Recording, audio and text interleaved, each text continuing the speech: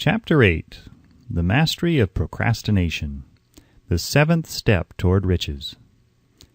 Accurate analysis of over 25,000 men and women who had experienced failure disclosed the fact that lack of decision was near the head of the list of the 30 major causes of failure.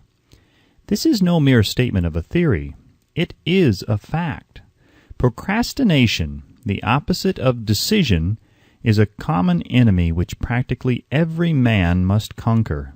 You will have an opportunity to test your capacity to reach quick and definite decisions when you finish reading this book and are ready to begin putting into action the principles which it describes.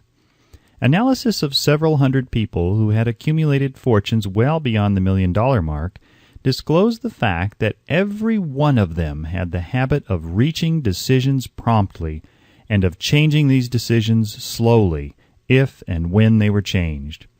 People who fail to accumulate money, without exception, have the habit of reaching decisions, if at all, very slowly, and of changing these decisions quickly and often. One of Henry Ford's most outstanding qualities is his habit of reaching decisions quickly and definitely, and changing them slowly. This quality is so pronounced in Mr. Ford that it has given him the reputation of being obstinate. It was this quality which prompted Mr. Ford to continue to manufacture his famous Model T, the world's ugliest car, when all of his advisors and many of the purchasers of the car were urging him to change it. Perhaps Mr. Ford delayed too long in making the change, but the other side of the story is that Mr. Ford's firmness of decision yielded a huge fortune before the change in model became necessary. There is but little doubt that Mr. Ford's habit of definiteness of decision assumes the proportion of obstinacy, but this quality is preferable to slowness in reaching decisions and quickness in changing them. The majority of people who fail to accumulate money sufficient for their needs are generally easily influenced by the opinions of others. They permit the newspapers and the gossiping neighbors to do their thinking for them. Opinions are the cheapest commodities on earth. Everyone has a flock of opinions ready to be wished upon anyone who will accept them. If you are influenced by opinions when you reach decisions, you will not succeed in any undertaking, much less in that of transmuting your own desire into money. If you are influenced by the opinions of others, you will have no desire of your own. Keep your counsel when you begin to put into practice the principles described here by reaching your own decisions and following them. Take no one into your confidence except the members of your mastermind group, and be very sure in your selection of this group that you choose only those who will be in complete sympathy and harmony with your purpose. Close friends and relatives, while not meaning to do so, often handicap one through opinions and sometimes through ridicule, which is meant to be humorous. Thousands of men and women carry inferiority complexes with them all through life because some well-meaning but ignorant person destroyed their confidence through opinions or ridicule. You have a brain and mind of your own. Use it, and reach your own decisions.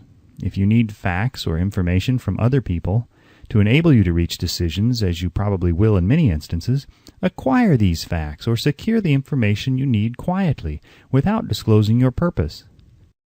It is characteristic of people who have but a smattering or veneer of knowledge to try to give the impression that they have much knowledge. Such people generally do too much talking and too little listening. Keep your eyes and ears wide open and your mouth closed if you wish to acquire the habit of prompt decision. Those who talk too much do little else. If you talk more than you listen, you not only deprive yourself of many opportunities to accumulate useful knowledge, but you also disclose your plans and purposes to people who will take great delight in defeating you because they envy you. Remember also that every time you open your mouth in the presence of a person who has an abundance of knowledge, you display to that person your exact stock of knowledge or your lack of it. Genuine wisdom is usually conspicuous through modesty and silence. Keep in mind the fact that every person with whom you associate is, like yourself, seeking the opportunity to accumulate money.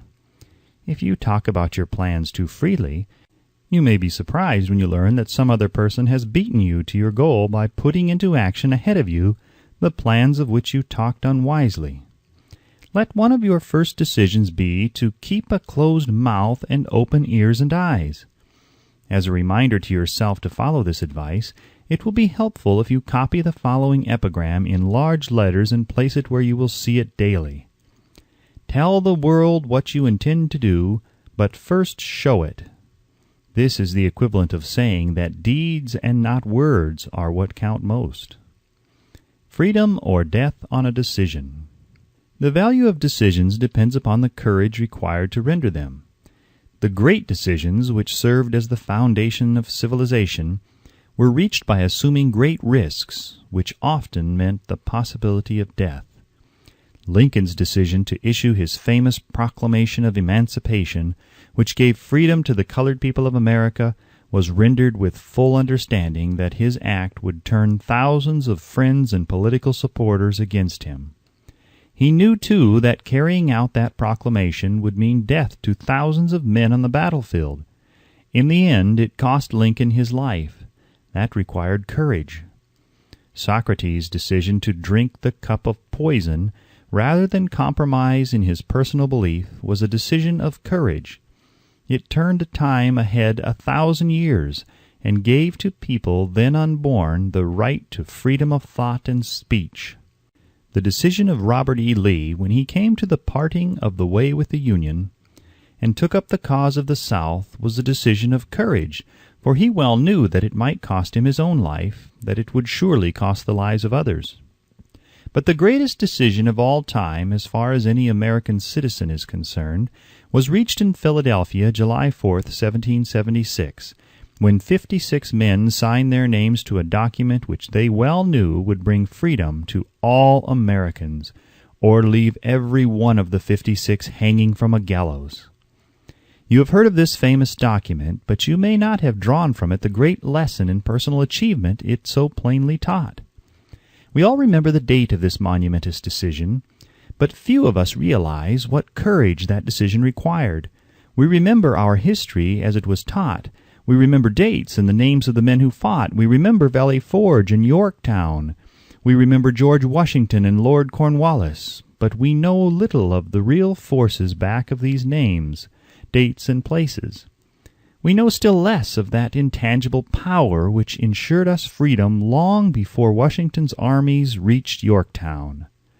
We read the history of the Revolution and falsely imagine that George Washington was the father of our country, that it was he who won our freedom, while the truth is, Washington was only an accessory after the fact, because victory for his armies had been ensured long before Lord Cornwallis surrendered. This is not intended to rob Washington of any of the glory he so richly merited. Its purpose, rather, is to give greater attention to the astounding power that was the real cause of his victory. It is nothing short of tragedy that the writers of history have missed entirely even the slightest reference to the irresistible power which gave birth and freedom to the nation destined to set up new standards of independence for all the peoples of the earth. I say it is a tragedy because it is the self-same power which must be used by every individual who surmounts the difficulties of life and forces life to pay the price asked. Let us briefly review the events which gave birth to this power.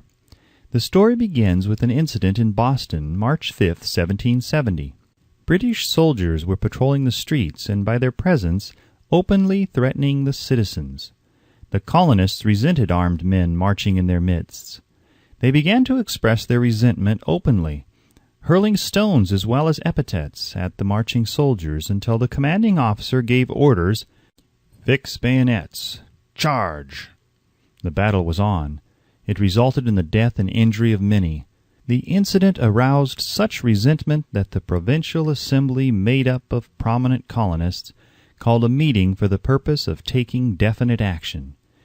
Two of the members of that assembly were John Hancock and Samuel Adams. Long live their names! They spoke up courageously and declared that a move must be made to eject all British soldiers from Boston.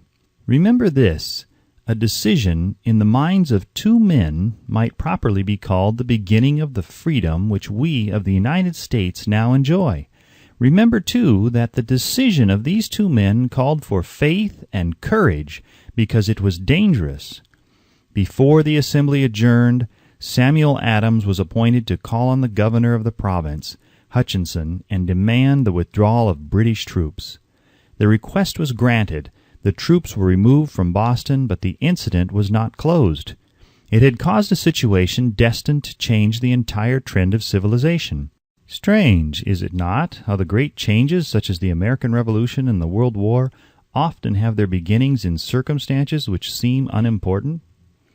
It is interesting also to observe that these important changes usually begin in the form of a definite decision in the minds of a relatively small number of people.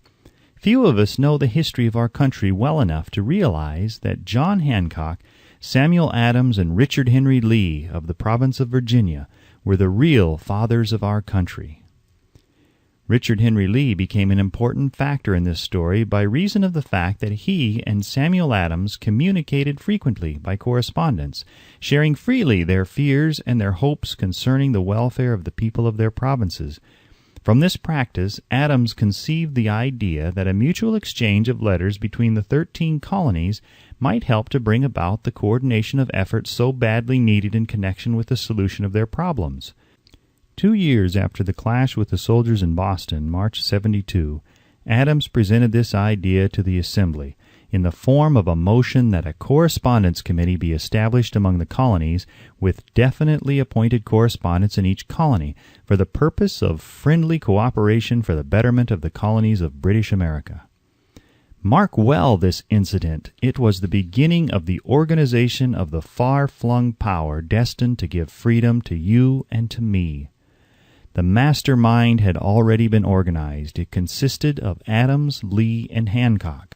I tell you further that if two of you agree upon the earth concerning anything for which you ask, it will come to you from my Father who is in heaven. The Committee of Correspondence was organized.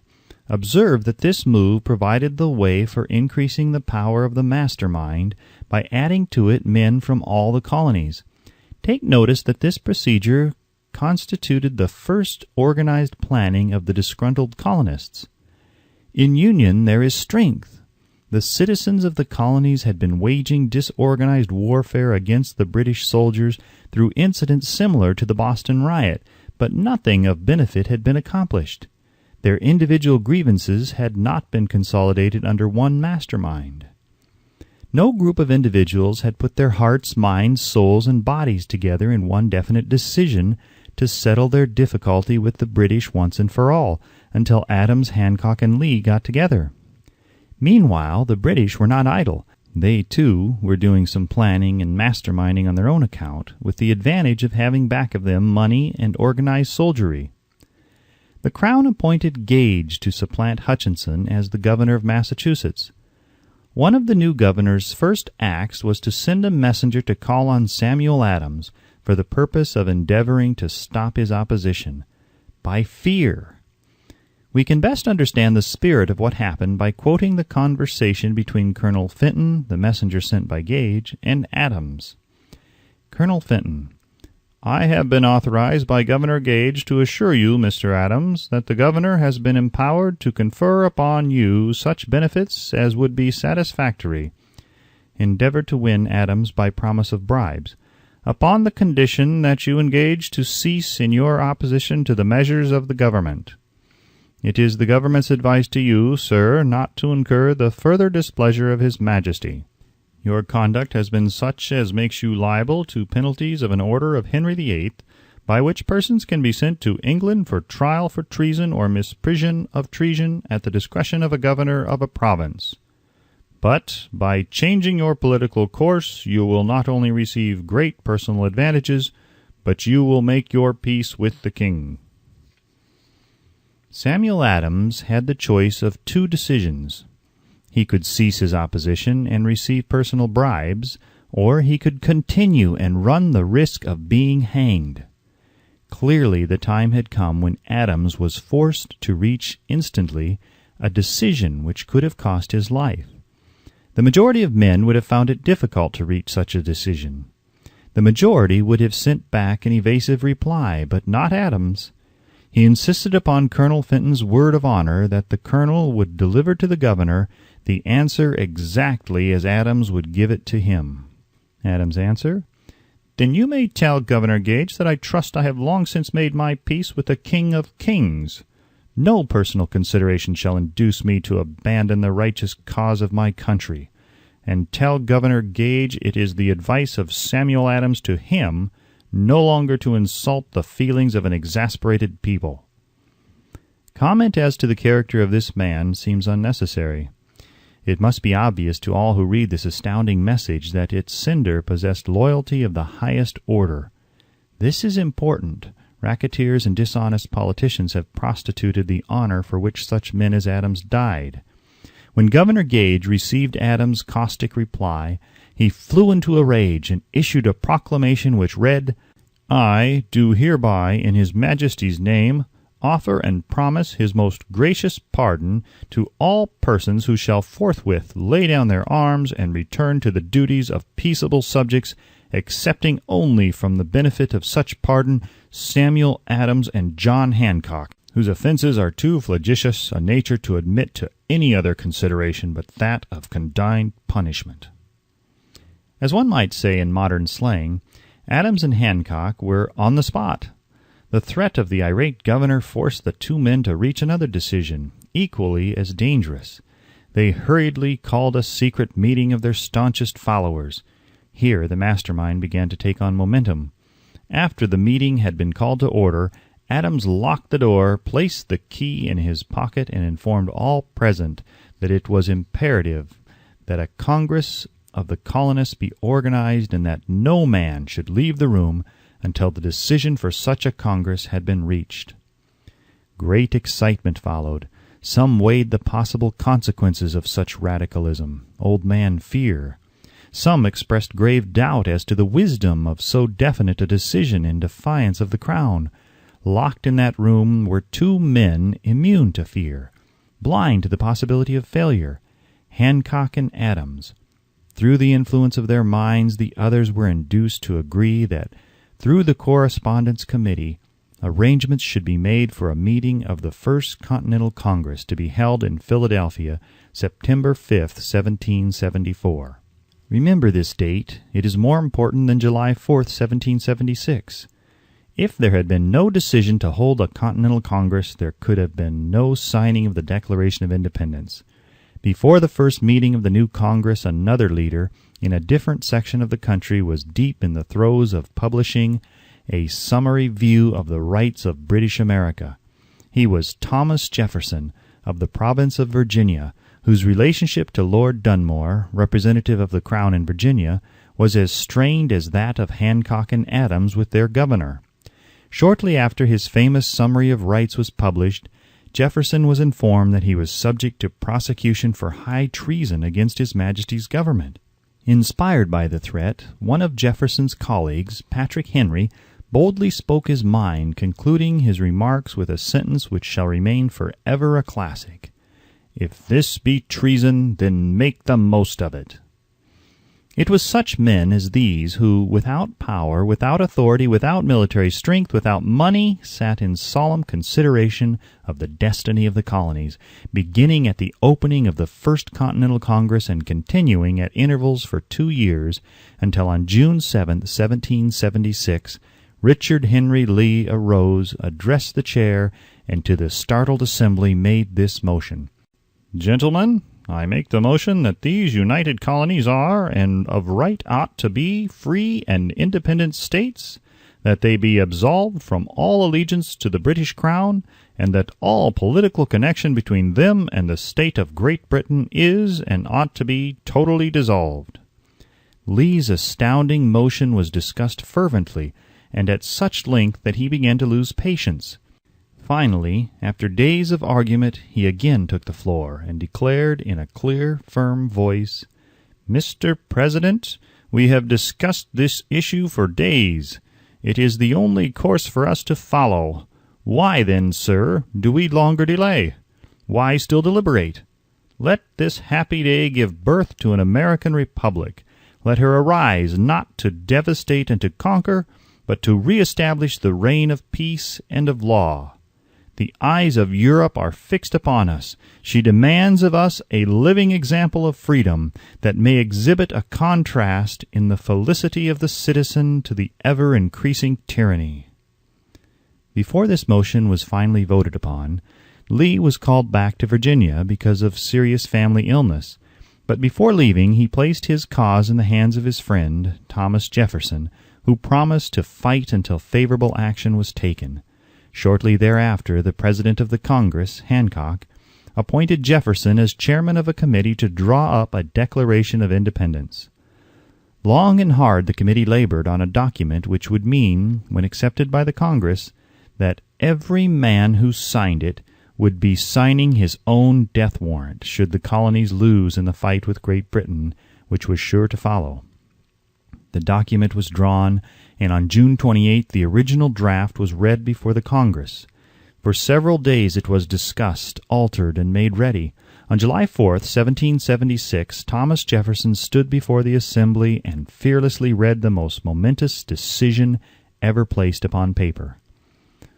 When, in the course of human events, it is necessary for one people to dissolve the political bands which have connected them with another, and to assume among the powers of the earth the separate and equal station to which the laws of nature and of nature's God entitle them, a decent respect to the opinions of mankind requires that they should declare the causes which impel them to the separation. When Jefferson finished, the document was voted upon, accepted, and signed by the 56 men, every one staking his own life upon his decision to write his name. By that decision came into existence a nation destined to bring to mankind forever the privilege of making decisions. By decisions made in a similar spirit of faith, and only by such decisions, can men solve their personal problems and win for themselves high estates of material and spiritual wealth. Let us not forget this.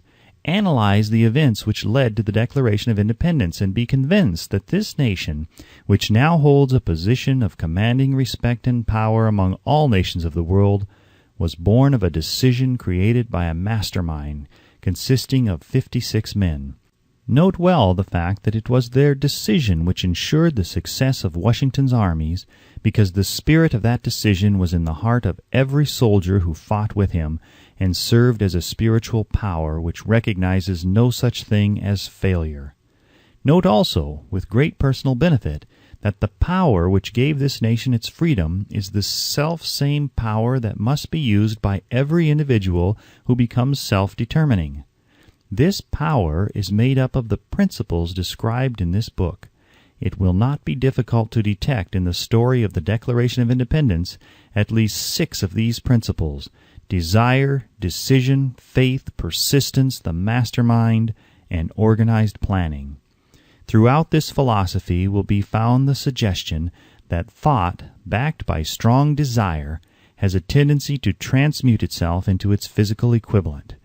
Before passing on, I wish to leave with you the suggestion that one may find in this story, and in the story of the organization of the United States Steel Corporation, a perfect description of the method by which thought makes this astounding transformation.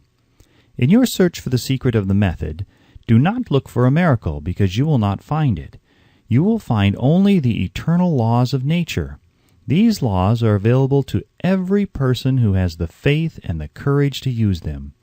They may be used to bring freedom to a nation or to accumulate riches. There is no charge save the time necessary to understand and appropriate them. Those who reach decisions promptly and definitely know what they want and generally get it. The leaders in every walk of life decide quickly and firmly. That is the major reason why they are leaders. The world has the habit of making room for the man whose words and actions show that he knows where he is going. Indecision is a habit which usually begins in youth. The habit takes on a permanency as the youth goes through graded school, high school, and even through college, without definiteness of purpose. The major weakness of all educational systems is that they neither teach nor encourage the habit of definite decision. It would be beneficial if no college would permit the enrollment of any student unless and until the student declared his major purpose in matriculating. It would be of still greater benefit if every student who enters the graded schools were compelled to accept training in the habit of decision and forced to pass a satisfactory examination on this subject before being permitted to advance in the grade. The habit of indecision, acquired because of the deficiencies of our school system, goes with the student into the occupation he chooses, if, in fact, he chooses his occupation. Generally, the youth just out of school seeks any job that can be found. He takes the first place he finds because he has fallen into the habit of indecision. 98 out of every 100 people working for wages today are in the positions they hold because they lack the definiteness of decision to plan a definite position and the knowledge of how to choose an employer. Definiteness of decision always requires courage, sometimes very great courage. The 56 men who signed the Declaration of Independence staked their lives on the decision to affix their signatures to that document. The person who reaches a definite decision to procure the particular job and make life pay the price he asks does not stake his life on that decision. He stakes his economic freedom. Financial independence, riches, desirable business, and professional positions are not within reach of the person who neglects or refuses to expect, plan, and demand these things. The person who desires riches in the same spirit that Samuel Adams desired freedom for the colonies is sure to accumulate wealth. In the chapter on organized planning, you will find complete instructions for marketing every type of personal services. You will find also detailed information on how to choose the employer you prefer and the particular job you desire. These instructions will be of no value to you unless you definitely decide to organize them into a plan of action.